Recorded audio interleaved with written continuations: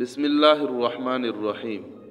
ضربت ضربنا، ضربت ضربتما ضربتم، ضربتی ضربتما ضربتن، ضربا ضربا ضربو، ضربت ضربتا ضربنا۔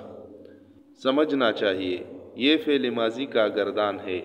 ضربت کے آخر میں تو، اسی طرح سارے صیغوں میں با کے بعد جو حروف آئے ہیں، جیسے ضربنا میں نا، ضربت میں تا، ضربتما میں تما، ضربتم میں تم وغیرہ، یہ ضمائر مرفوع متصل ہے۔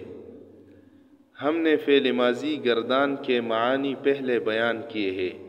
اس میں ہم نے پڑھا تھا مارا میں نے، مارا اس نے، تو یہ میں نے، اس نے، تم نے وغیرہ ضمائر کے معانی ہے۔